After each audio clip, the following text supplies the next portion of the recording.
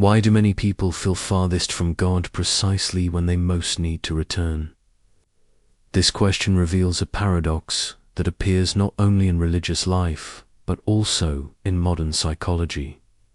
When individuals commit a mistake, the emotional response often follows a predictable pattern. First comes guilt, the recognition that one has done something wrong, but very quickly, guilt can transform into something deeper and more destructive. Shame. Psychologists describe this progression as a shame spiral. A person commits a mistake. The mistake produces guilt. Guilt gradually evolves into identity-based shame. Instead of thinking I did something wrong, the person begins to think I am something wrong.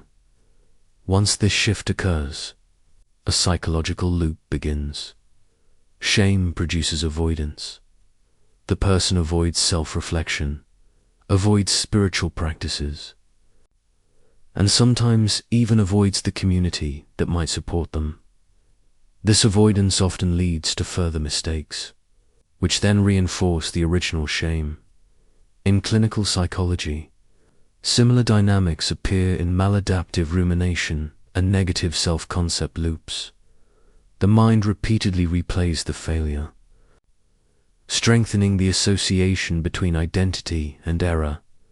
This is where the paradox emerges. Religion is often assumed to be a source of healing and moral clarity, yet many people experience religious practice primarily through the lens of shame. However, the great Sufi philosopher Ibn Arabi proposed a radically different interpretation. In his view, Tawbah repentance is not simply moral correction. It is a profound psychological and metaphysical reset, capable of breaking the shame spiral entirely. To understand why this insight is so powerful, we first need to clarify how shame operates in psychological terms. Modern psychology draws a critical distinction between guilt and shame. Guilt refers to behavior. Shame refers to identity. Guilt says, I did something wrong. Shame says, there is something wrong with me. Research in clinical psychology consistently shows that chronic shame is associated with depression, anxiety disorders, addiction patterns, and avoidance behavior, unlike guilt, which can motivate corrective action. Shame tends to paralyze the individual. The cognitive loop of shame typically unfolds in 5 stages. First, a mistake occurs. Second, the internal critic activates. Third, the person internalizes the failure. Fourth, they avoid reflection or accountability. Fifth, the behavior often worsens. From a neuroscientific perspective, this process involves increased activity in the brain's self-referential networks, particularly the default mode network. This network becomes active when the mind engages in rumination, repetitive thinking about oneself, often in a negative or judgmental way. The more the mind ruminates, the more stable the negative identity becomes. There is also a spiritual dimension to this problem. Many individuals internalize religion through punitive narratives. They imagine God primarily as a judge who records failures rather than a guide who facilitates transformation. As a result, when they fail morally or spiritually, they withdraw, they pray less, they reflect less, they distance themselves from spiritual practice, precisely when it might help them the most. This leads to an important question. What if repentance was designed specifically to interrupt this psychological loop? To explore that possibility, we turn again to Ibn Arabi. one of the most influential philosophers and mystics in Islamic intellectual history. Born in 1165 in Andalusia, Ibn Arabi produced an enormous body of work examining the relationship between human consciousness and divine reality. His major writings, including Futuhat, al-Makkiyya, and Futuhat, al-Hikam present, a deeply philosophical interpretation of spiritual experience. Within this framework, Ibn Arabi offers a striking reinterpretation of Tawbah, repentance. He argues, is not simply apologizing to God after wrongdoing. Instead, it represents a return to the original alignment between the human heart and divine reality. This idea rests on the concept of fitra, the innate human orientation toward truth and goodness. If the human being is naturally oriented toward truth, then sin cannot destroy that orientation. It can only obscure it temporarily. In this sense, wrongdoing is not the destruction of goodness, but a misalignment from one's deeper nature. Tawbah, therefore, is the act of restoring alignment. In modern psychological language, this resembles cognitive restructuring. Rather than identifying permanently with failure, the individual reorients their attention toward a higher identity and a more accurate understanding of the self. Repentance becomes less about humiliation and more about realignment. The Arabic word tawbah literally means return. But return to what? According to Ibn Arabi, it is a return not merely to rules or external behavior, but to awareness of divine presence. In psychological terms, this can be understood as attentional reorientation. Human perception is strongly shaped by attention bias. Whatever the mind focuses on becomes psychologically amplified. When attention is fixed on failure, the entire sense of identity can collapse into shame. The mind begins constructing a narrative. I failed, therefore I am a failure. Tawbah interrupts this pattern by redirecting attention. Instead of focusing exclusively on self-condemnation, the individual turns attention toward divine mercy, possibility of growth, and the capacity for transformation. This shift has measurable parallels in neuroscience. Research on mindfulness and cognitive reframing demonstrates that redirecting attention can alter neural activation patterns, weakening rumination circuits and strengthening emotional regulation. Consider a practical example. Imagine someone struggling with addiction. Without a reframing process, the person's internal dialogue may sound like this: I am weak, I cannot change, I will always fail. However, when a Tawbah cognitive framework is applied, the narrative changes. I made a mistake. I recognize the pattern. I can return and begin again.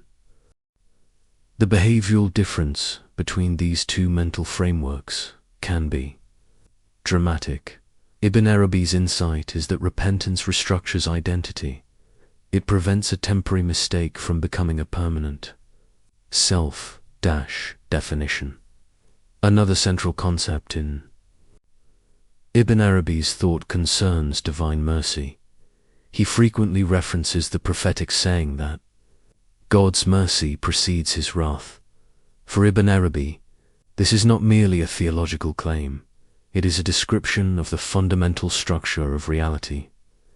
In psychological terms, belief in mercy functions as a stabilizing force.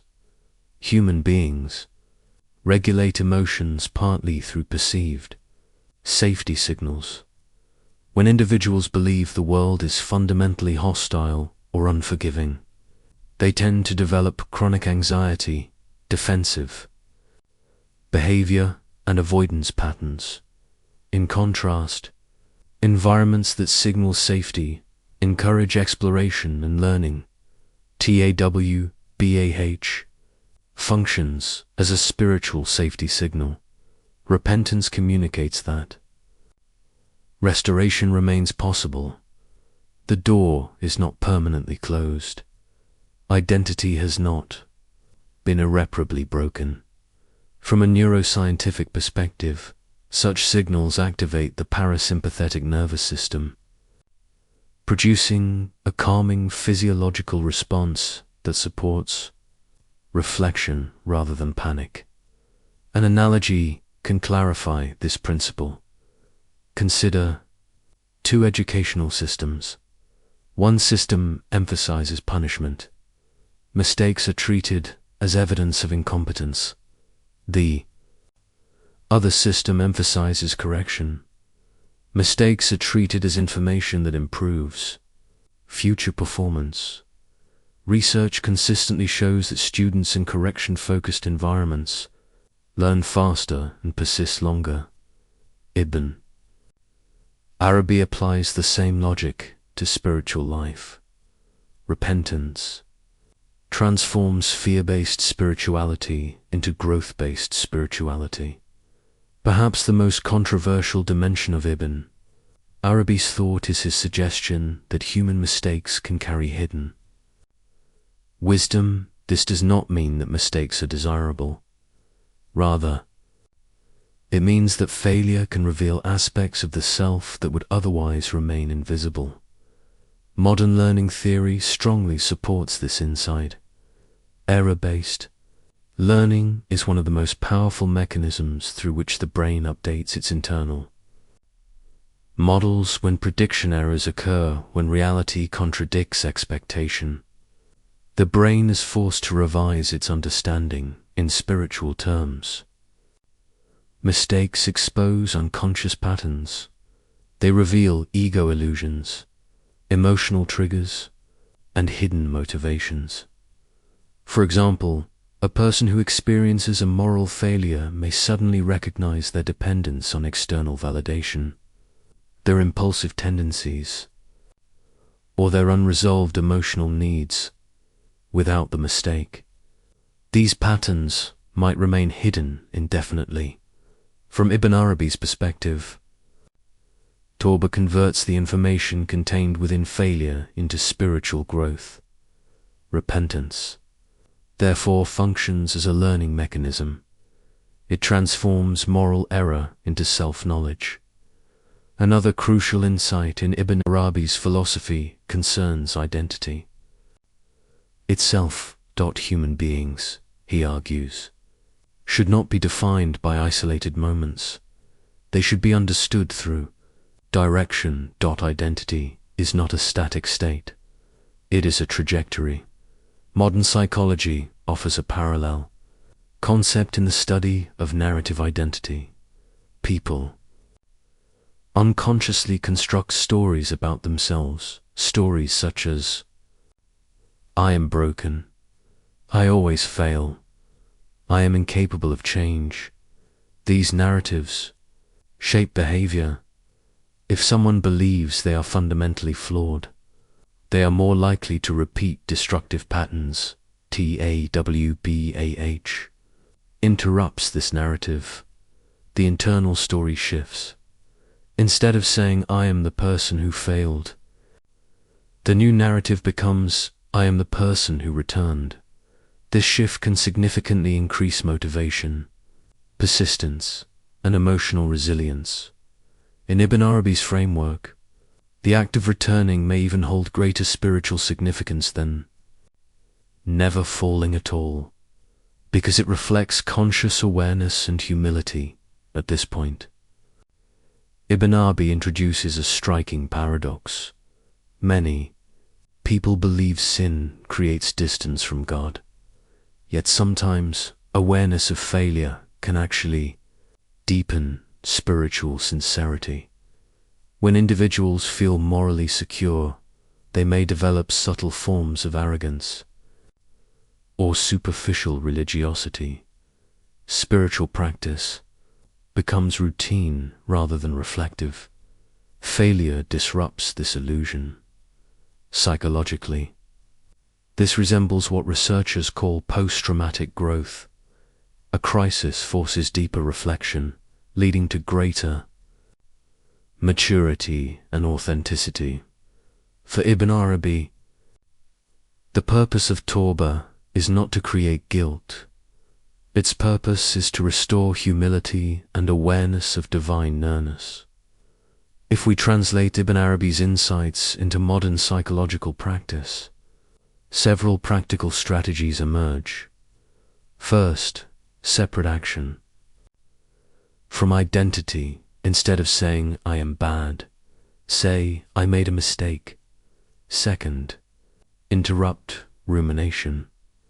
Practices such as prayer, reflective journaling, or conscious breathing can reduce overactivation of the default mode. Network and shift attention away from repetitive self-criticism. Third, convert failure into data. Instead of dwelling on shame, ask analytical questions. What triggered the behavior? What pattern was overlooked? What environmental factor contributed? This approach transforms shame into feedback. Fourth, reaffirm direction. Repentance is not merely regret, it is reorientation. Small, behavioral changes reinforce the new trajectory and stabilize identity. Ultimately, Ibn Arabi's interpretation of Tawbah challenges many common assumptions about repentance. Repentance is not about humiliation, it is about realignment. Psychologically, it breaks the shame spiral by separating identity from temporary mistakes. Spiritually, it restores awareness of divine mercy. Existentially, it transforms failure into knowledge. A person who never falls may never fully confront their own limitations, but the person who falls and consciously returns may discover something deeper, the capacity to begin again. In that sense, Tawbah is not merely repentance, it is the human ability to reset direction, to rediscover the path toward truth.